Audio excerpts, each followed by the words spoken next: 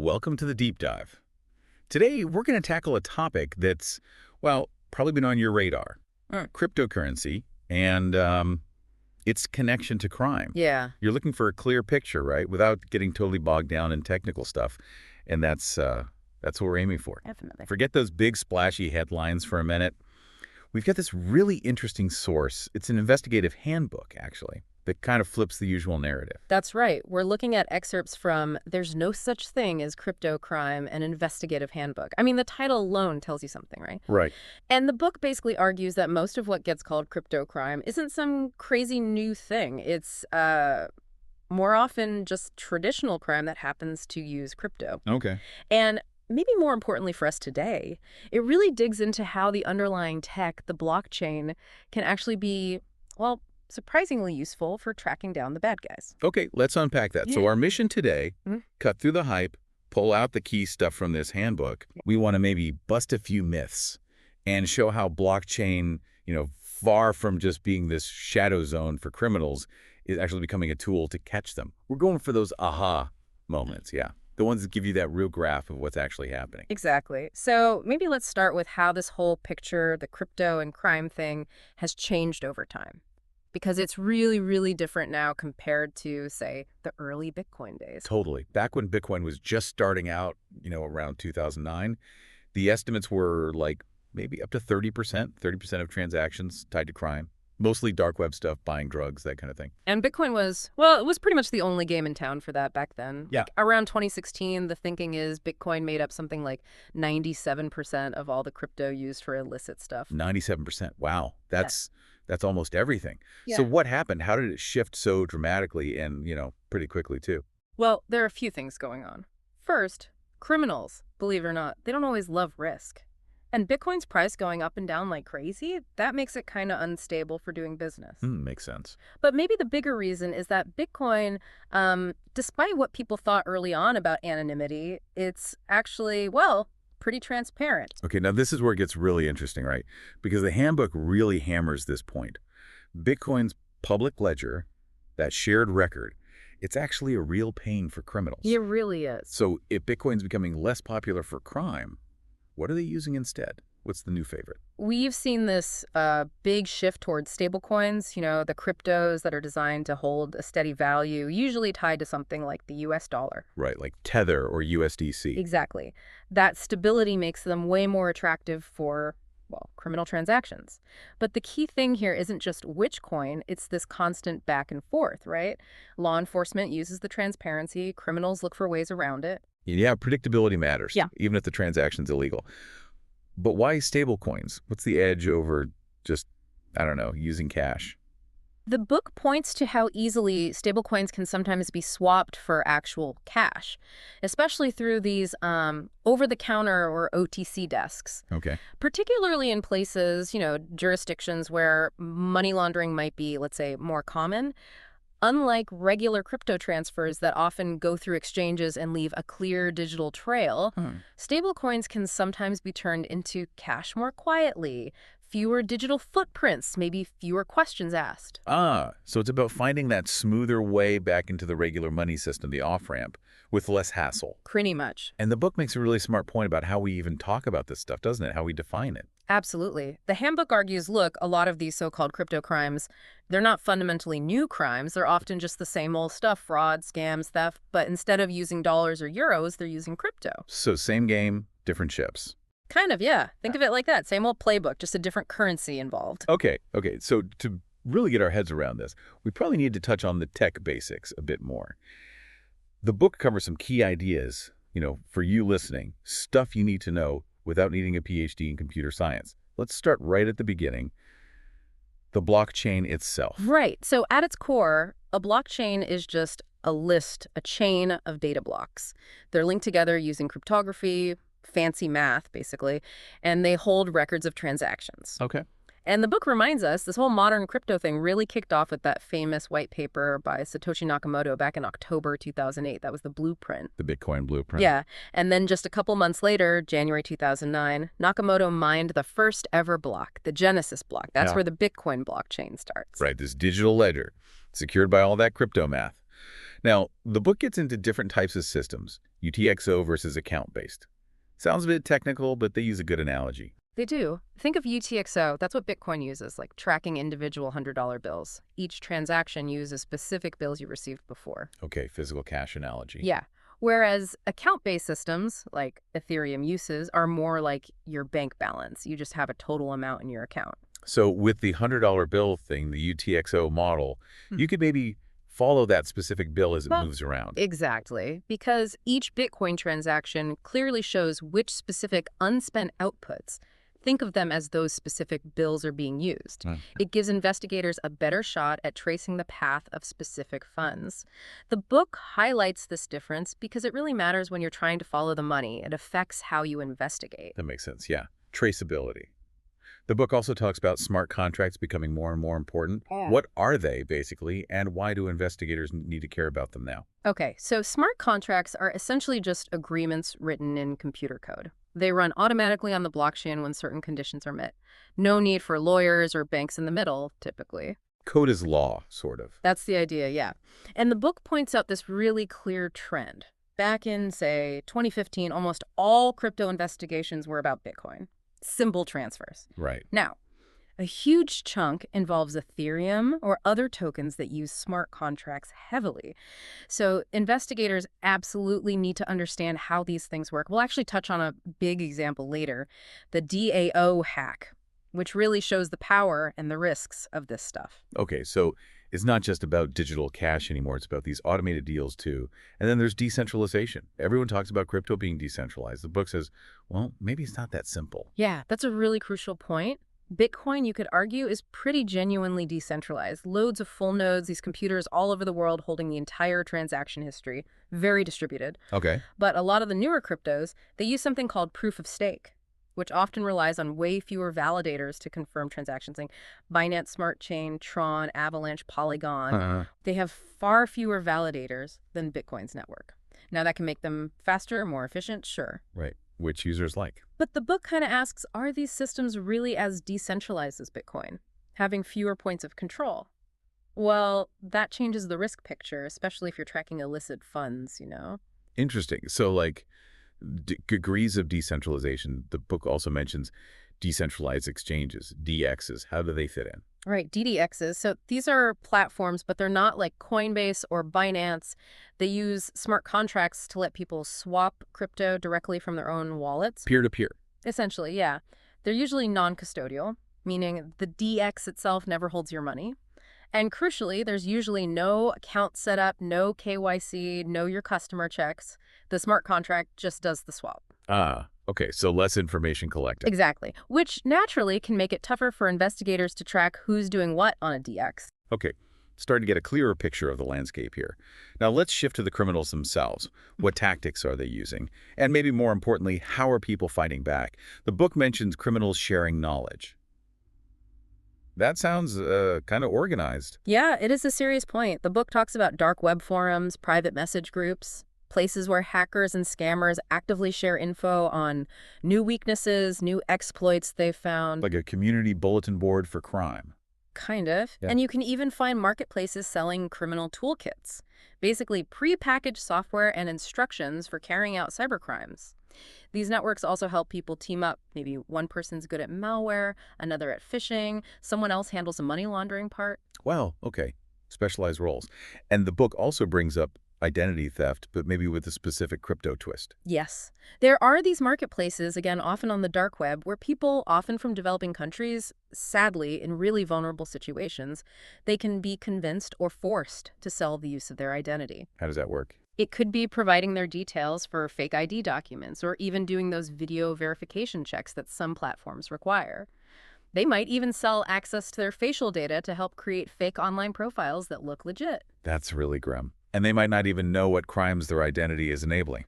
Often not, no. They're just trying to get by and they get exploited. Disturbing. Okay. And then we have the more maybe standard scams like phishing and Ponzi schemes just dressed up in crypto clothes. Absolutely. Phishing is everywhere in crypto. Yeah. Fake websites, dodgy links trying to get you to give up your wallet's seed phrase so they can steal everything. Right. Got to protect those seed phrases. Definitely. And Ponzi schemes. where you pay early investors with money from new victims. Crypto's been a fertile ground for those two. The book even uses OneCoin as a big example. Massive Ponzi scheme, called itself a crypto. Hmm. But it didn't even have a real blockchain. It was just a scam wrapped in crypto buzzwords. Wow, a crypto scam without the crypto. The irony. Mm. But here's the encouraging part, right? The book really emphasizes. Blockchain analysis can be super powerful for law enforcement. This is totally central to the book's argument. Yeah. Despite crypto's reputation, that built-in transparency of the blockchain is actually a massive help for investigators. How so? The book quotes sources calling it a boon for surveillance, saying the ability to catch criminals is magnitudes greater using blockchain analysis compared to trying to track money through traditional banks, which can be really slow and opaque. Okay, that's a strong claim. And they give the example of the ARIA-CT team. This group, mentioned in the book, has had real success getting stolen crypto back for victims. How? By using these blockchain investigation techniques, tracing the money flow from wallet to wallet until it hits an exchange, say, where they can then use legal channels to get user info. That's a great example. Hmm. Shows it actually works in practice. Now, to make this even clearer, the book throws in some specific cases. The first one is almost just a sign of the times, right? The Crypto.com arena. Yeah, exactly. When the Staples Center in LA got renamed the Crypto.com Arena around Christmas 2021, the book flags that as just a very public symbol of crypto going mainstream, becoming part of everyday culture. Hard to miss that one. Then there's the DAO hack back in 2016. That sounds like it was a really big deal for Ethereum, especially around security. Oh, it was huge, a real turning point. Basically, someone found a loophole, a flaw in the code of this thing called a Decentralized Autonomous Organization, or DAO, Okay. and they exploited it to drain a massive amount of Ether, like 1.5 million coins, into their own account. Wow. But the really wild part, the hacker basically said, hey, I didn't do anything wrong, I just used the code as written. They even threatened to sue anyone who tried to get the money back. Seriously, code is law, taken to the extreme. Pretty much. In the end, the Ethereum community actually voted to do a hard fork, essentially roll back the blockchain to before the hack happened, creating a new version of Ethereum. The original chain, with the stolen funds still gone, continued as Ethereum Classic. Fascinating. A real test of those early crypto ideals. Yeah. The book also mentions the wormhole bridge hack, February 2022. What's the lesson from that one? The wormhole hack highlights the risks with these cross-chain bridges. The tech that lets you move assets between different blockchains, like from Ethereum to Solana, say. Okay, moving money between networks. Right. An attacker found a flaw in the wormhole bridge's smart contract and basically tricked it into minting new coins on one side without the proper backing on the other. Ended up being a $325 million loss. Ouch. It just shows how complex and potentially vulnerable connecting these separate blockchain ecosystems can be, and tracing funds across different chains. That adds another layer of difficulty for investigators. Yeah, makes sense. Following the money gets harder when it jumps tracks. The Mango Markets case is another interesting one the book brings up. Sounds like it blurred the lines a bit between exploiting a system and, well, crime. Yeah, it's a really interesting case. This trader, Avram Eisenberg, he publicly explained how he manipulated the Mango Market's lending protocol.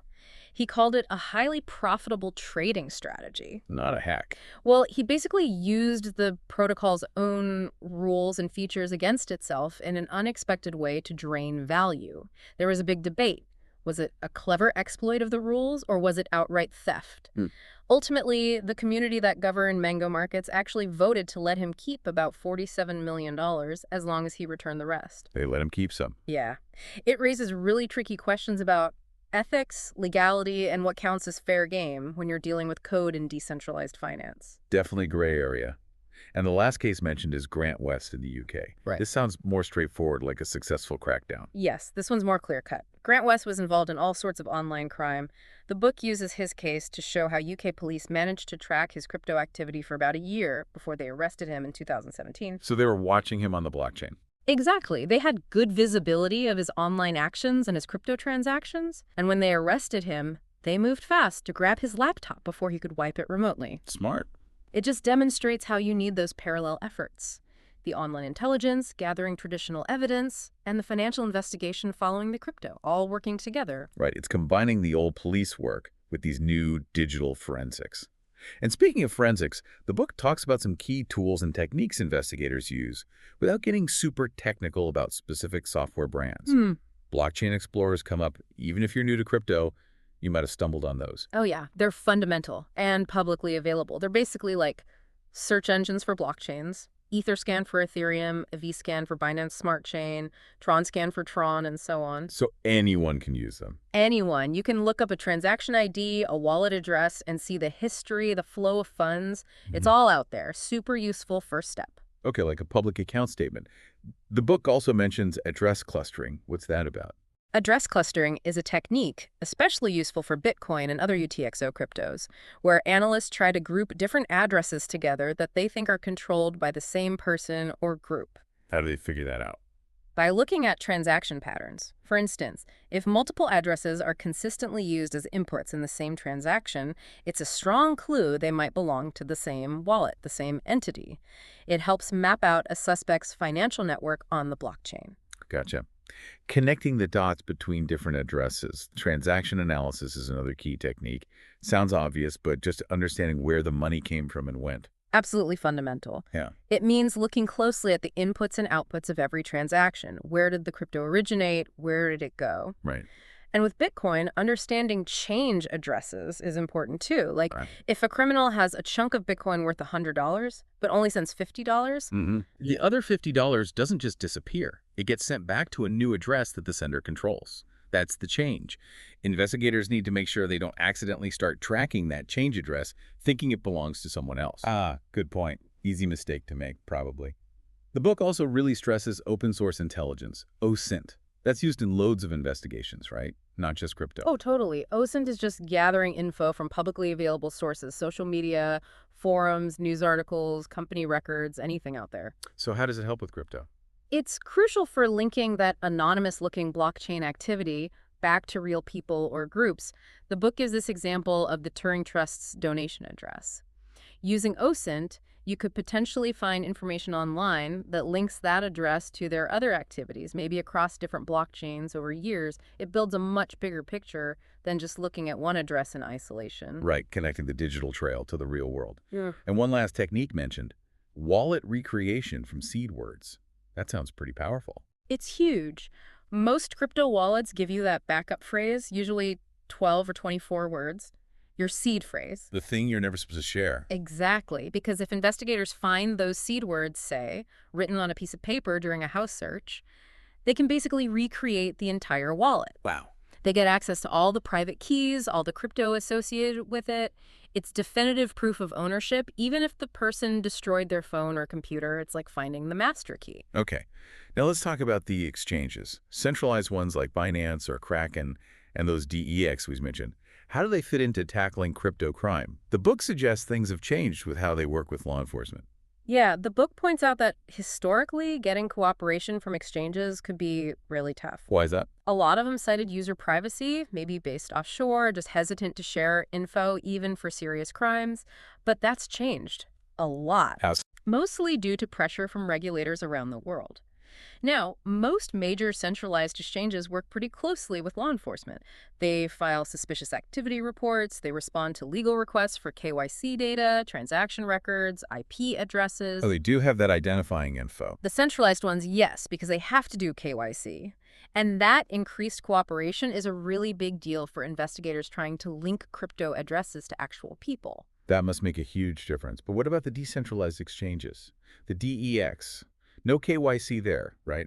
Still a challenge. Still a challenge in terms of directly identifying users, yes, because they don't collect that KYC info and they don't hold the funds. They just facilitate the swap via smart contracts. So less helpful. Less helpful for direct ID, maybe, but the activity on the DX, seeing which wallets are swapping what, the flow of funds through the DX, that can still be really valuable intelligence as part of the bigger puzzle. It's another piece of the evidence chain. Okay, so even if you can't ID the person at the DEX, you could see where the money came from and where it went next. Exactly. It helps trace the path.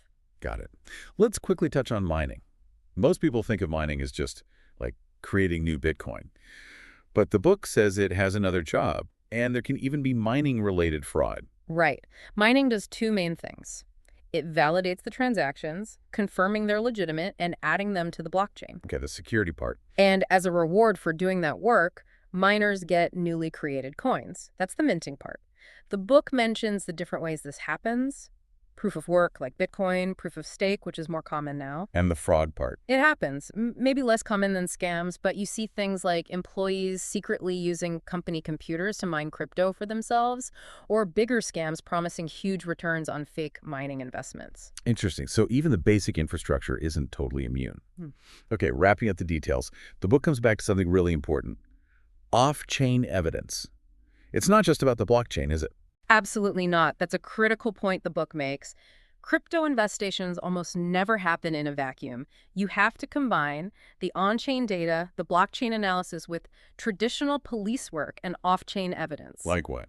Emails, text messages, financial records, witness statements, surveillance photos, all that OSINT stuff we talked about. It all works together. The blockchain data is powerful, but it's usually just one piece, albeit a very important piece, of a much bigger investigative puzzle. Well, this has been really fascinating, a proper deep dive into crypto and crime. Using the lens of this handbook, there's no such thing as crypto crime. Yeah, and I think the big takeaway, the main thread here is that despite how crypto started out, or its reputation, that transparency, the traceability built into most blockchains, it's actually turning into a really powerful weapon against financial crime. Right. Many of these crypto crimes are really just old crimes in new clothes, and the tools to track them down are getting better all the time, partly because of the blockchain.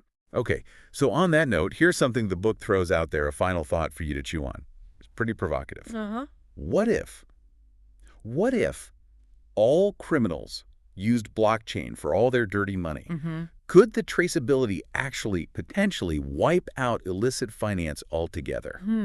That's a big what if. It is. Think about it. Would that kind of total transparency really end financial crime? Or would criminals just find another way? And what about privacy in a world like that? What's the trade-off between catching criminals and everyone's financial life being an open book? Yeah, definitely a complex one. No easy answers there. For sure. But hopefully this conversation encourages you to, think a bit more critically when you hear about crypto and crime. Look past the easy headlines. Exactly. Understand the tech involved, understand how the investigations actually work, and maybe some of the cases or tools we talked about today give you a starting point if you want to dig deeper into something specific. Great stuff. Thanks for joining us on this deep dive. Thanks for having me. Until next time.